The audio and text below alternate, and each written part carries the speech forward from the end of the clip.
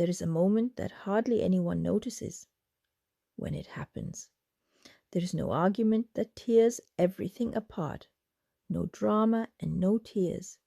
It is a kind of silence that comes from within. Anyone watching from the outside probably notices nothing at all. But inside this person, everything is shifting. It is the moment when someone who has given and given to the point of self-sacrifice stops losing themselves. Carl Gustav Jung was fascinated by exactly this moment, not the dramas, not the breakdowns.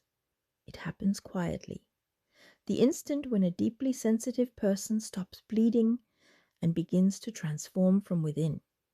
The first thing you notice, they go quiet, and that silence is anything but indifference.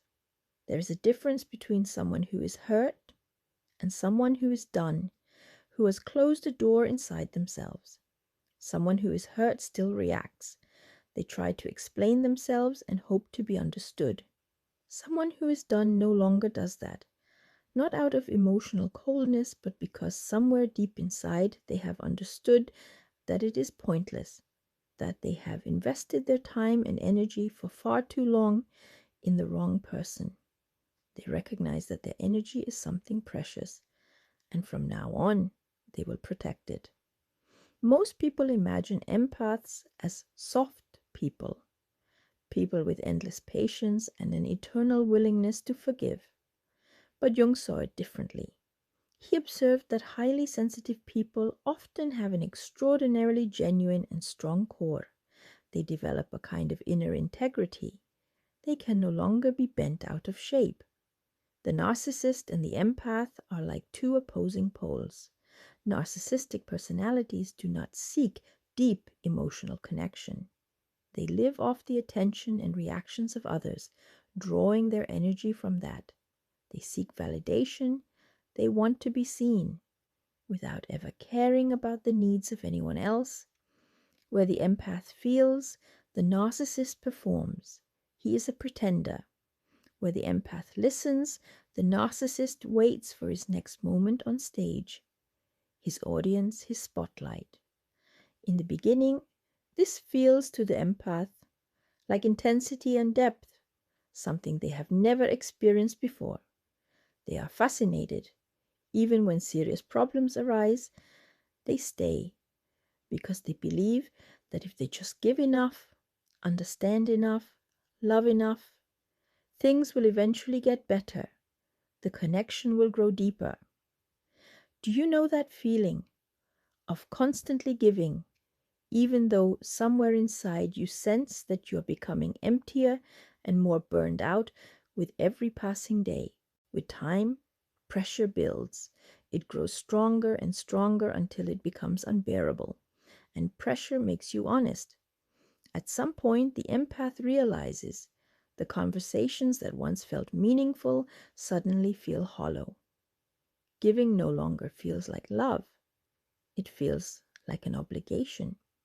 An exhaustion sets in that no amount of sleep can truly heal. This is not simply tiredness. This is a signal. Jung called it the encounter with one's own shadow. Not the other person's shadow, but one's own. The anger that has been swallowed down for years. The boundaries one never allowed oneself to set.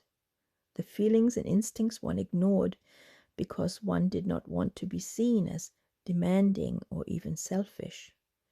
In this phase, and it is the most disorienting of all, the empath recognizes the pattern, but they are still caught in the middle of it.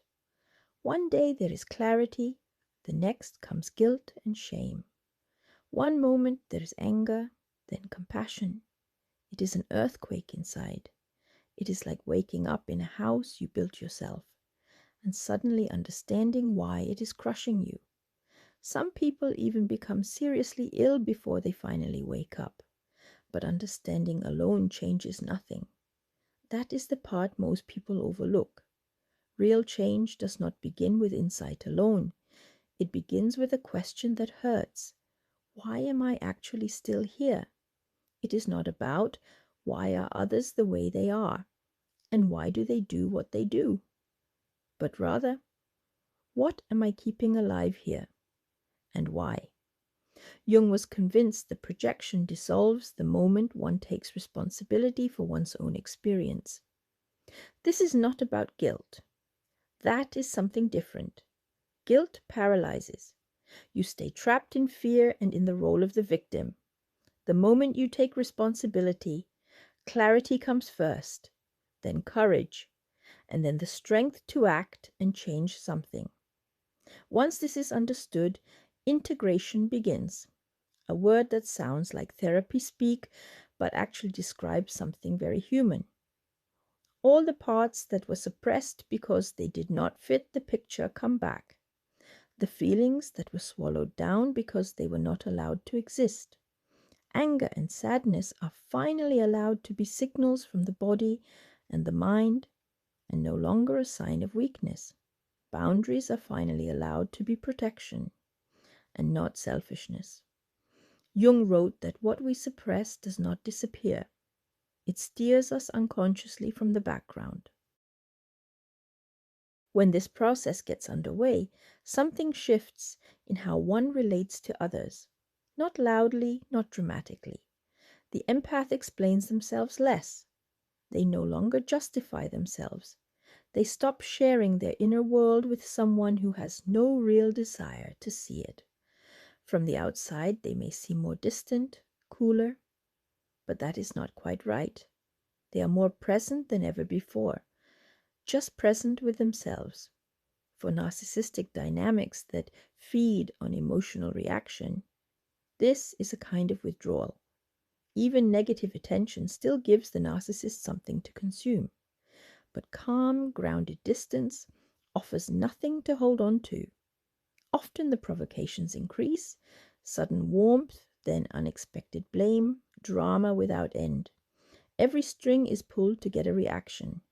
Jung did not believe the goal was to become a kinder person. He believed the goal was to become a whole person. Kindness without a backbone breaks, strength without warmth corrupts. But when both come together, when sensitivity no longer means vulnerability, but perception, something emerges that is almost impossible to destabilize. The voice becomes quieter, the posture more stable. Silence no longer feels threatening, and the need to fill emotional voids simply disappears. Narcissistic dynamics often dissolve around people like this on their own, because there is simply nothing left for the narcissist to take. No guilt loops, no unconscious self-abandonment, no frantic need for validation. Just someone who knows where they stand. The empath never wanted power. That was the last thing they were looking for. But in the moment they stopped abandoning themselves, something returned that had always been there. A kind of inner authority. Not power over others, that was never the goal, but the ability to stand in their own life without constantly asking for permission. And what remains in the end is a person who has finally stopped fighting against themselves, who stands still, clear, grounded, whole, for the very first time.